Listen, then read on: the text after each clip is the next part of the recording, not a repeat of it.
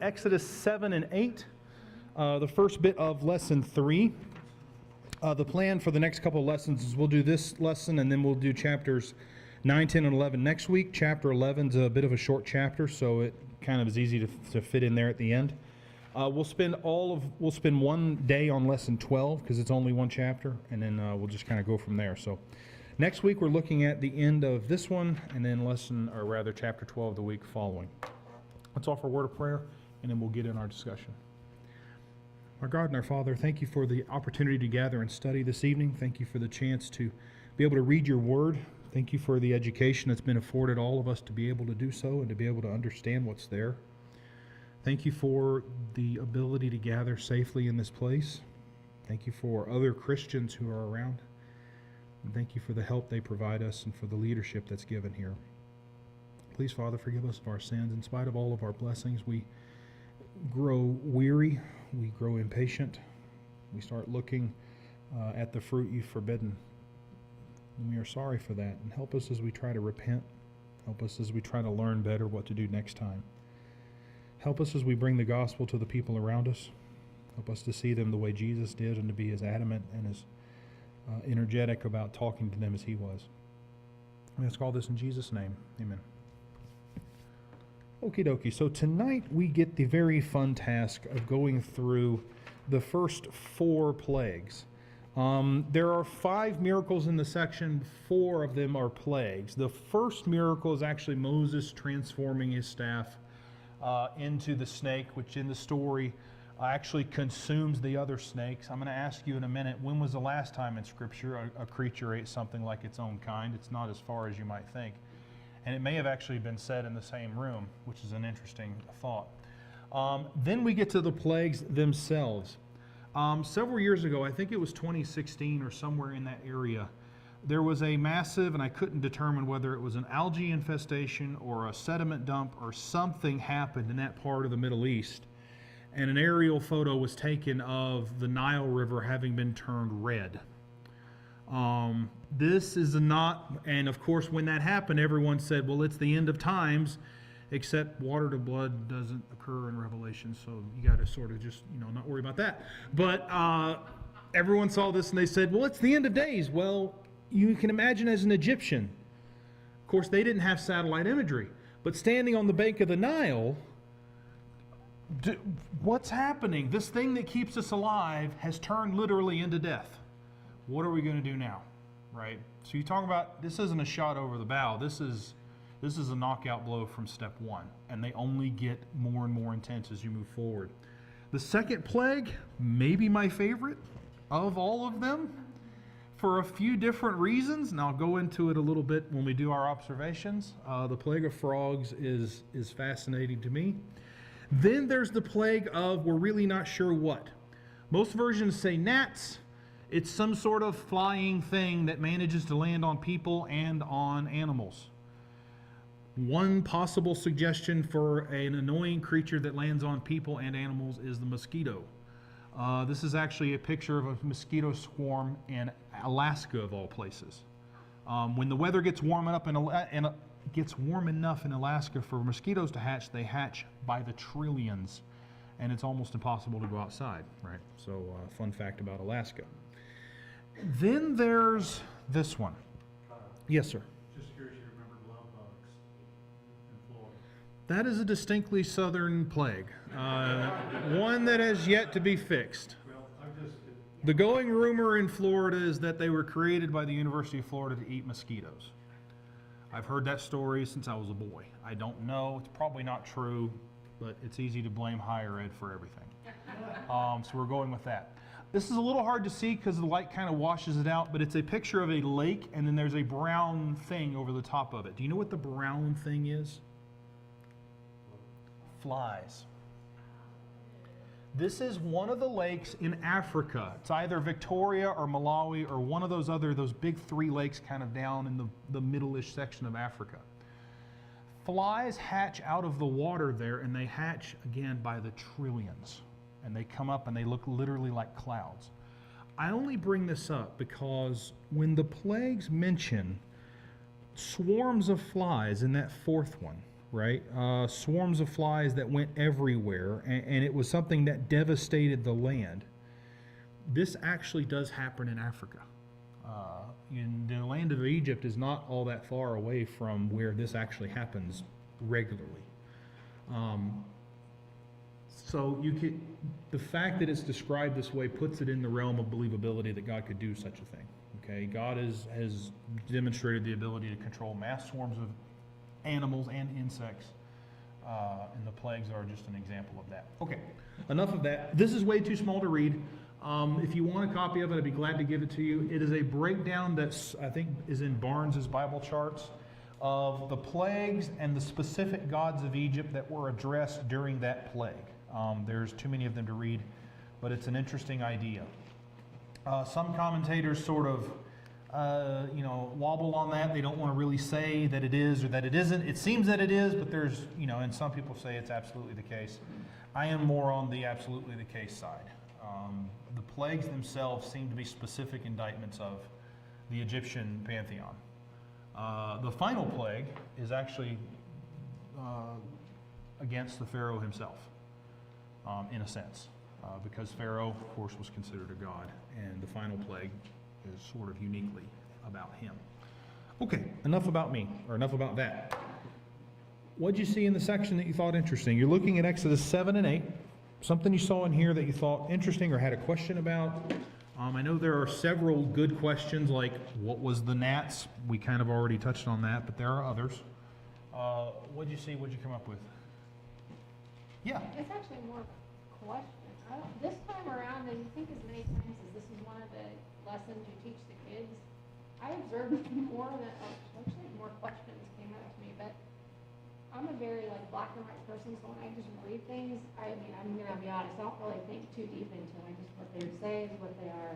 It is what it is, right? Says what it means what it says. Yeah. And this is more of a question. So I always assumed that the magicians being able to turn their staffs into serpents was just, I assumed it was just an illusion. I think we think of magicians today, things are always illusions. Mm-hmm. But I never assumed it actually happened like a miracle, like in the way that God made Moses is rod or whatever. But, Right. But did it actually happen, or was it illusion? And was this another way of God hardening Pharaoh's heart for long, or quote testing Moses and Aaron's faith by seeing that these magicians? I don't know if I'm making sense. You are. It's whether or not they did it for real or whether they did it by an illusion, Nobody right? may have the actual answer, but just The jury is split on that. No one really agrees. There are some that lean towards, yes, they had some kind of power, but whatever it was, God's was superior to that.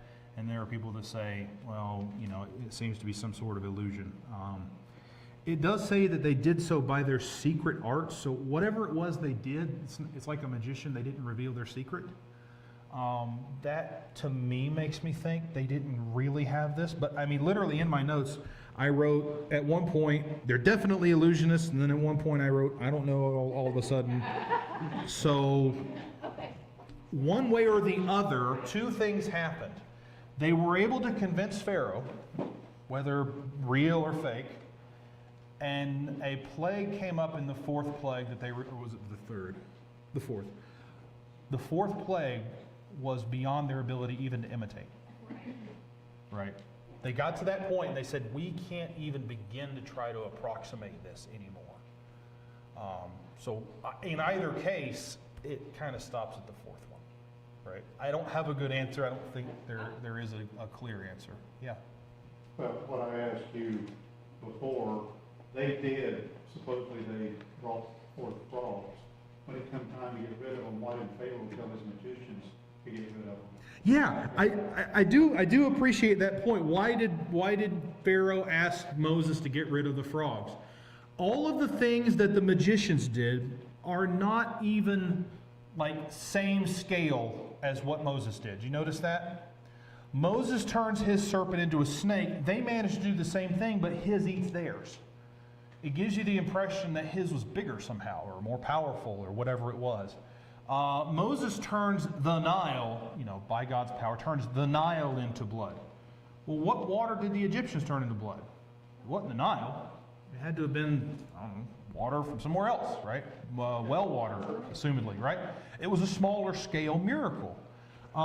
Same thing with the frogs. They were able to make, or Moses was able to make frogs come up on the whole land. Well, the magicians made frogs come somewhere, but, right? Every time they either imitate or do the same thing, even the scale is way off, right?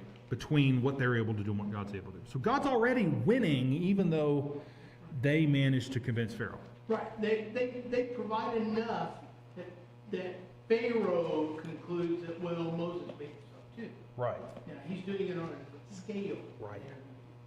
Not anything new. Hey, evolutionary theory, been doing it for decades. Stanley Miller experiment, make a couple of amino acids, and all of a sudden we've proven life can be created. Yeah. Same idea. It's Pharaoh is, I think, still under the impression that, well, whoever Yahweh is, he's just a bigger, better version of whatever we have, right? He's not the only God, he's just a big one, the one from the Hebrews, right? What do you think? Classic evidence. I'll give you just enough that if you don't want to believe, you won't. Oh, sure. Yeah. I mean, Pharaoh's not lining up to worship Yahweh yet. He will eventually. All right. What else? What else do you see in those two chapters? And I like Megan's comment about it's different when you kind of read it for yourself. This is classic little kids Bible class material, right? But when you read it as an adult, kind of thinking through it in that way, there's more there, right? And I say that about all the stories. There's always more there than what we're able to say in the kids classes. And I'm not saying we should overload them, but coming back as an adult's valuable. Yeah. But you kind of touched on it. We see in these two chapters, we'll see it again in the next few chapters that come up, where Pharaoh starts to try to compromise with God. But at least in these two, where he recognized a deity, whether it's peer, he sees God as a peer with Egyptian deities, but he still recognized it. Yeah. We often put him in this, that God hardened his heart and he's this evil, wicked man. But we know just from historically that there are religious people. Yeah. Not necessarily monotheistic, but they are a religious people, and he recognized the deity because even he asked Moses to entreat for him to your God. Mm-hmm. So he's looking for some blessing or some sort of favor from the Hebrews God. So, He's a man. A lot of times he gets cast in a light that maybe it's hard for us to understand because we're so removed from it. But I think he's still trying to do what's best for his people, which is obviously not in line with God's. Yeah, he's the bad leader of a bad place, right? But he's still just a human. He's not Satan incarnate. He's just a man working on the information he has. Right. Rita? It seems that there's a pretty persistent cycle. Mine's a little more concrete than everyone else's, but No. just that there's a pretty consistent cycle that I think we see even today. Pharaoh's like, no. Then there's a plague. Oh, okay, I'll let you go. And then the plague goes away. Changed my mind. And it reminded me when I read it of people today. Yeah, I'm going to acknowledge the authority of God, and I'm going to pray when I need something, and when my crisis is over, not so much. Yeah. And it's just kind of interesting to me that human nature You mentioned has changed. the cyclical nature of each plague. Isn't there another book of the Bible that's written around, no, I don't care, terrible thing happens, oh no, help us, say the thing's taken away, oh, we're going back. It's Judges, right? Over and over. Israel does that over and over and over. That doesn't tell you how bad things are in the book of Judges. They're doing exactly what Pharaoh did, repeatedly, right? That's the deal. That's what's going on. Other thing, there were two of them, I think, number 2 and 4. Yeah. Frogs and flies, where they were ended. Not, as further evidence that God has done this and is in control, they were ended at a known time. Yes. There was I read something interesting about that. People have wondered why Pharaoh didn't ask for the plagues to be gone that same day, right? Like Moses in the plague of flies, right? Tell me when you want them, or no, the plague of frogs. Tell me when you want them gone. I want them gone tomorrow. Okay, it'll be gone tomorrow. Well, why tomorrow? Why not today, now? And the thought was, back to Derek's comment of he's somewhat of a religious man, the idea that it took a long time to ask God for something was not lost on them, right? Extended prayers to try to accomplish some great thing. You know, he would have presumed that Moses would have needed the rest of the day and the night to do this. It wasn't just a, thing and it happened. Some have said that's maybe why he said, tomorrow is actually the earliest opportunity available to him in that mindset, right? You can't just instantly make a thing happen. You have to ask God for a while. I thought it was an interesting explanation for the tomorrow thing. All right? Go you, and then we'll go from there. The reason for God hardening Pharaoh's heart, he states here, that he might multiply his signs and wonders. Mm-hmm. It was all about giving God glory and the other nations hearing about these things. Just think about how the story might be different if Pharaoh caved up to the first plague. Who's to say God couldn't have done plague number 10 first? Who's to say God couldn't have done the whole Assyrian army thing with them and just obliterated them all and Israel walked out free? Those things could have happened, right? Not only the power of the plagues, but the pattern, right? And that to that point of God glorifying his own name. He chose that process. He chose those steps. He chose the plagues in the order, in the severity that they were, and going from there, right? It was obviously planned. And I think that, and I was just gonna say real quick, I think that shows his love and his wanting everyone to repent and to turn. Yes. He's giving them a lot of time, a lot of chances. How many times did God give Pharaoh the chance to repent before plague number 1?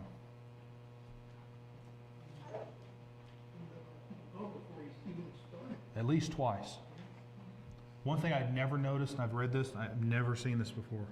It didn't occur to me until just this week that Pharaoh was given 2 chances before the first plague, right? There was the initial interaction where he says, I don't know who Yahweh is and I'm not letting them go. Then there's the next interaction before the plague with the serpent. And then there's plague number 1, right? We serve a God who's merciful and kind and patient even to Pharaoh, right? To give him a chance before the thing started to happen.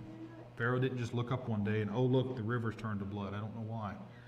Right? He was given a shot. Lydia, did you have a comment? When we read through these last few texts, does it appear that the first 3 was also experienced by Israel? Yes, I think so. Share comment was, it seems that the first 3 plagues were experienced by Israel. I think that's true. Mainly because of, is it 8 and verse, how am I going to do this without my Bible? Sorry, the version I have printed here doesn't have verse markers on it. It's in chapter 8 when the flies start. 22. 8 and 22. On that day I will set apart the land of Goshen where my people dwell, so that no swarms of flies shall be there. The gnats were, they were gnats on man and beast, but it's not said that they were killing a lot of them, right? It wasn't it was an extremely annoying, debilitating thing, but it wasn't, I'm killing them all, right? Same thing with frogs. Frogs are annoying, gross, and they stink when they die, but it wasn't, I'm killing the livestock. And then the water to blood, that plague lasted for a week. You can't go a week without water.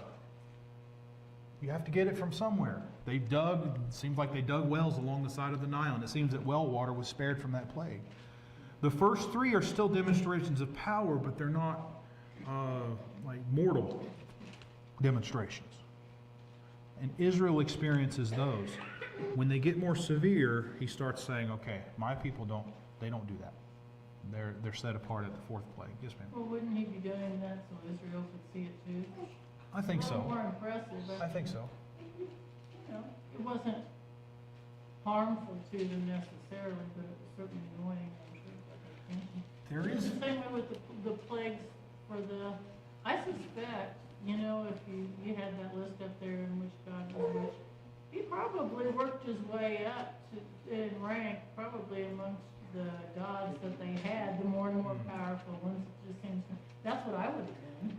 I don't know how that hierarchy works. I do know Ra, the sun god, was either the top or right near the top, and he's addressed last. So that would kind of point forward to that.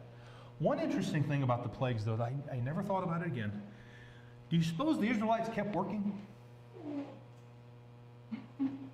You think? No, right? If all the water's been turned to blood, how are you going to make bricks? You need water for that. Red bricks. Mud bricks. Blood bricks. Oh. Red bricks. Maybe a Gothic nice design on that. Real sort of thing. No, and a hard no on that. All work for Israel would have ceased. So already they're not having to work as slaves. Granted, they've traded one problem for another one. But the slavery and the brick thing is over, right? From the get-go. And then after when the fourth plague starts, of course, obviously the Egyptians aren't going to be able to continue to force the Israelites to work the way they are. Their livestock are dying, the boils and everything else. Plagues would have stopped right away. The theme of the section, and this is 7 through 11. This is the third major movement in the book of Exodus. The first one is 1 and 2, where the problem sort of is expressed. 4, 5, and 6, or rather 3 through 6, is where Moses is called. We get his story. And then 7 through 11, kind of leading up to the section on Passover, it's God versus Pharaoh.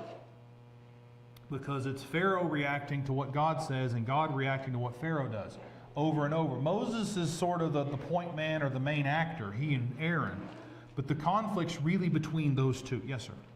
Is there anything, any reason why in the first plague God tells Pharaoh to let my people go so that they may worship me in the desert? But he doesn't say that in any of the other ones. Is there any connection or reason that he doesn't tell him? I believe it says, again, I don't have my version with verse numbers. When Moses goes before Pharaoh initially, isn't that what he asks for from him? Yeah, what is it, the beginning of chapter 5, when it says, let my people go that they may hold a feast to me in the wilderness. So kind of the opening salvo is this is where we're headed, right? And you get that sort of repeated again. Later in the plagues, back to the point about compromise, Pharaoh's going to say, I'll let them go worship, but they have to worship here. Yeah, They can't leave. that's after 4. And then later it's like, well, just don't go very far. Just don't take your kids. There's a little wiggle, but I think the idea of going to the wilderness or the desert, basically the same idea, happens pretty early. Now, in these series of conversations between God and Pharaoh, Moses gets to play the role of God. Moses isn't God, but you got to remember, the Egyptians didn't worship invisible gods. They worshiped gods you could see, gods represented by physical animals. Okay, it was a very visual thing. The idea of an invisible God would have already been strange enough. So I think this is something that's helpful even for Pharaoh. In 7 and verse 1, what does it say to Moses? What did God say to Moses? The ESV says, see, I have made you like God to Pharaoh, and your brother Aaron shall be your prophet. Correct me if I'm wrong. He's the only human being in the Old Testament said to have had his own prophet. I mean, if there's another one, I'm all ears. Why is this? Why is Moses getting his own prophet? Because Moses is playing the role of God before Pharaoh. When you go through the plagues, who is it that does the miracles? It's Aaron, right? Moses does the talking. Aaron uses the rod. Aaron throws the things. Aaron's kind of like the servant in this situation, but Moses plays the role of God. He's the high priest to God. That's why Pharaoh keeps saying, go talk to God for me, right? That's something you do with a priest. It's God versus Pharaoh, but Moses gets to play the role. Yes. I was going to say, that explains also why Pharaoh is so reluctant to accept Yes. what they're offering, because they come and offer these miracles, but his magicians can reproduce that as well. Yes. So you see why perhaps in the beginning Pharaoh's resistant. The other part though, That may have been by design. talk about, it's interesting to me how the Egyptians themselves don't get discussed much. Not yet. Yeah. Pretty shortly they will. It's almost like Pharaoh's, there's no degree to which my people can't suffer for me, you know? Boy, that doesn't sound familiar, does it? A monarch saying, who cares? You know, let them eat cake, right? Is that the Yeah, idea? exactly. Yes, sir. Did you answer the question about the animal that ate the animal? Or I didn't hear it because you made a comment about the Moses. Oh, yeah, I'm sorry. I totally forgot. Did that happen? And I didn't. Well, someone should preach on the tongue and using it wisely. You did say that. I did. When's the last time in Scripture before this you see an animal eating its own kind? Pharaoh's dream and Joseph's interpretation, right? Oh, Pharaoh dreams. that was a dream. Here's the even cooler part. You ready? The vegetable eats a vegetable. Joseph could have explained the cow eating cow miracle in the same room that Moses' serpent eats Pharaoh's serpents.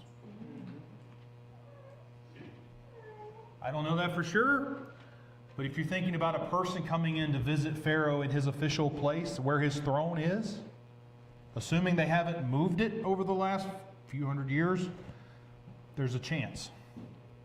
It's an outside chance, but there's a chance. That would be so cool if that were true. I don't know for certain. All right. In 1 to 5, plagues 1 to 5, we only got the first 4 tonight because of the bad chapter break, but in 1 to 5, did you catch who does the hardening of the heart? Right? You can track this as you go through. After even the serpent being consumed by, or the serpents being consumed by Aaron's staff, still, the ESV says Pharaoh's heart was hardened. So that's not, he did it, that's not God did it, it just was, right? It was hardened. So it's sort of ambiguous as to who did what. After the plague of the Nile being turned to blood, same thing. The ESV says Pharaoh's heart remained hardened and he would not listen to them. So that's more of a, yeah, it was hardened, but Pharaoh's the one who did it, right? Because you get those two phrases kind of used in parallel. After the plague of frogs, Pharaoh saw that there was a respite. He hardened his heart. So now it's more specific. It not was hardened and it's not sort of just related to not listening. Pharaoh hardened his heart, as the Lord said. Again, after the plague of gnats, Pharaoh's heart was hardened. If you go into the plague of flies, again, Pharaoh hardened his heart. And then in chapter 9, which we're not talking about tonight, it sort of goes back to being ambiguous. The heart of Pharaoh was hardened and he did not let the people go. One way to break up the plagues is when Pharaoh hardened his heart is the first 5. When God hardened it, it's the second 5. Because every time after plague number 5, it's going to say God did it. Right? God did it, God did it, God did it. So my question for you is, who did it? Did Pharaoh do it or did God do it? I'm not answering your question. Oh, come on. Typical. Just thought I'd be up front. I don't know that I buy that there's really a difference because of chapter 7, verse 3, where he is telling Moses what's going to happen. Mm-hmm. He says, but I will harden Pharaoh's heart. And this is at the beginning, before any of these hardening moments Right. are recorded for us. So, like I said, I'm not convinced there's really a difference between the hardening in the first 5 versus the last 5. It's just the way it was written. Maybe just the way it was described? Yes? I immediately pictured, like, in the first 5, him almost being like, no, I'm not going to do it. I'm not going to listen. Like, the little, like, toddler, like, I'm hardening my heart. I don't want to do it. And then what came to my mind was he couldn't do that to himself anymore. So God was like, yeah, we're going to keep going past what he could physically, like, choose to do under his own will, which is, like, totally random. And Interesting. not necessarily a concrete idea, but that's what I thought of for that. Makes you wonder though, right? Because like David said, at the very beginning of the section, God says, I will harden his heart.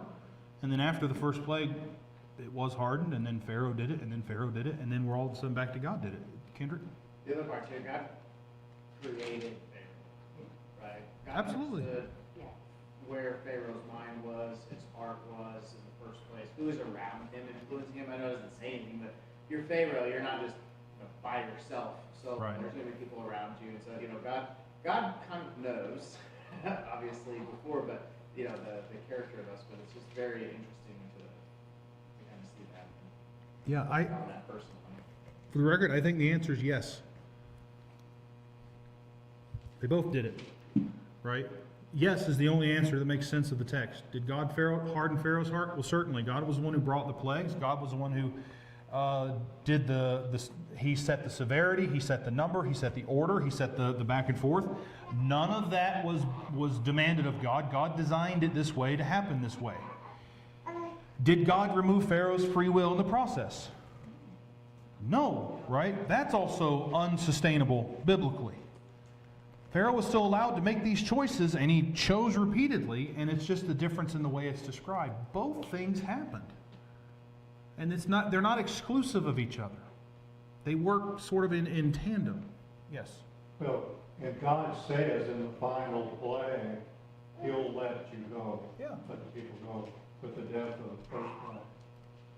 Yeah. So the God that knows how this situation is going to play out also knows the point at which Pharaoh will break. Right? And again, like we said earlier, he could have broke him on plague number 1. He didn't. Right? It was by design. Yes, ma'am. It just, when I was reading this again today, it reminded me a little bit of Judas. Judas wasn't made to betray Christ. He made that decision himself. But like Kendrick said, I think God had him in place Yes. for that purpose because he knew that that's what Judas would do. Yep. Was the situation designed to make that happen? Absolutely. Did it remove Judas's free will? No, it didn't. Right? Both things work together. And the plagues help us sort of see that happening live action.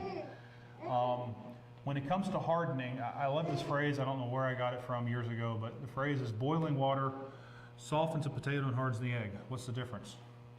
It's the same boiling water to both, but it's what it's made of, right? It's the heart, it's the response of the person individually, right? Would someone else have cracked earlier? Perhaps. Pharaoh didn't, right? It was not that way. But anyway, something to think about. And I talked about this earlier, and Derek is actually going to mention this. Pharaoh will change his answers as we go through the story. He will go from absolutely hard no, I have no idea who he is, to by plague number 10, please go away, right? Drove them out, God said he would do to them. And that's exactly what happens. And the answers progress through that. We talked about this too. We talked about the 2 chances, and we talked about the plagues in Israel. Oh, the plague of frogs. One reason why it's my favorite. You ever thought of what it sounded like? I mean, if you get one frog on the other end of your house, like it's wartime. It is time to go scorched earth because it's insane. Now, billions of them in your kitchen, in your bed, in your bathtub, in your cups, in your bowls, in your bread box. Nothing is safe to eat. Nothing escapes the slime and the smell and the sound. Right? It's not comical because it's so horrifying, but it's still funny that this was the way God chose to do that. The frog is such a humble animal, unless there's a trillion of them, and then it's the end of days, right? It's just, God can do that. Interesting. God can take what is weak and despised to shame the strong and the wise, right? That idea. Yes, ma'am. I also think about all these plagues that have animals associated with them. It's not just that animal you're dealing with, it's the animal that eats that animal. Think of the predators that would have been drawn to the sound of billions of frogs. Man, that's a horrifying thought, isn't it? Now you have Now, a dog. to that point of what would have happened next and what would have been drawn to it, there are people who try to defend a naturalistic explanation for the plagues. right? There are people who try to say, well, the plague of the water to blood wasn't really blood, but they just sort of scoot that aside. But then they try to make every plague be the natural cause for the one that follows.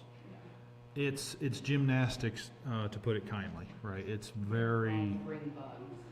And that's the thought, right? The frogs brought the bugs, brought the flies, brought the this, brought the that. And then when you get to the plague about the thunderstorm, which has nothing to do with the animals, they just said, well, just a massive thunderstorm happening. I'm going, okay, you've lost the plot. Yes? What's even worse, when the frogs, when Moses got rid of the frogs, they didn't just disappear. True. Died. Yeah. This is the image, right? Shoveling frogs. That's the take home for today, right? If you learn nothing, shoveling frogs. Applications for, oh, yeah, go first. So one thing I thought was interesting, I hadn't thought about this time, how confusing it would have been too for just normal, everyday, uneducated people to see that, yes, this is happening, like, you know, he's able, but that magicians were doing these type of things as well. You know, like, who do I believe here? You know, what is, just because one guy's snake is times bigger than the other guy, you know, there's, you know, you had prayed, you know, prayed prayer about we have the education to be able to read the scriptures and understand the scriptures. Back then, the education was just, wow, can you believe what that guy can do? And now there's just another guy that can do it better. Yeah. Why should it matter? Why should we pay attention to him? And then all of a sudden, you're just like bombarded by these plagues. You know, what about the Egyptian 5 miles upriver? What is happening? You know, I mean, it's like you expect a normal Thursday, and it's just frogs and endless gnats, and I can't drink the water. And I mean, it's one of those. It's funny if you're not in there doing that, right? You wake up one morning, you got a bunch of kids, and all of a sudden you have no water to drink. We have a problem, right? It's time to dig. It's time to do something. All right, interpretations, lessons for Israel in the wilderness. They obviously forgot this by the book of Judges, but I put this note next to the first plague, the plague of water being turned back and Pharaoh hardening his heart. Never underestimate our ability to resist and reject the obvious. It's clear you're out of your league. At plague number 1, with the snake thing, you're out of your league. But one might just say, well, he just managed to find a bigger snake and turn it into a staff. When the Nile turns to blood, you are out of your depth. It is not playtime. It's life and death right off the get-go. And yet, like you said earlier, he had just enough evidence to say, well, maybe it's not so bad, right? Maybe I don't have to, right? A shred, a drop against the entire Nile being turned to blood. If you think they're the only ones who do that, you're wildly mistaken. Pharaoh treats Moses the same way we treat God, and the book of Judges is proof of that, right? Disbelief, refusal to listen, beg for relief, and then go back to rebellion. That is Judges in a nutshell. There is a difference also in the story between Pharaoh, who needs his magicians to do a trick, and God, who needs no one. Right? Moses didn't have to go. It never says that Moses resorted to his secret arts, right? Or that he failed to try to do a miracle. Or that it was he tried to do the whole Nile, but it was just there was never any hint of failure or weakness in Moses and Aaron and when they're doing these things. Magicians have to have the secret arts, and then by plague number 4, or number 3 rather, this is the finger of God, right? There is a difference between a man who thinks he's a god, men who think frogs and cows and the sun are gods, and the actual God. And that's what the section helps sort of drive home. I like that thought by Enns in his commentary. I don't quote him very often, but Yahweh needs no such mediation. If you're an Israelite, the God that's capable of promising you a land flowing with milk and honey is also capable of turning the Nile River to blood. Okay? This isn't just a God only blesses us kind of God. This is a God capable of both sides, right? Of, as Paul would put it later, goodness and severity, right? And you got to learn that lesson with God. God's promises rely on his power, and there's no limit to it. God isn't only powerful over the good stuff. He isn't like Baal. He isn't just powerful over the storms, or he's not like the other gods, which were responsible for like one aspect of human life. This God ruled all, right? Every aspect of the world and everything in it. When you rebel against God, the consequences are catastrophic. Even for Israel, right? Israel didn't do anything to warrant having to suffer through the first 3 plagues.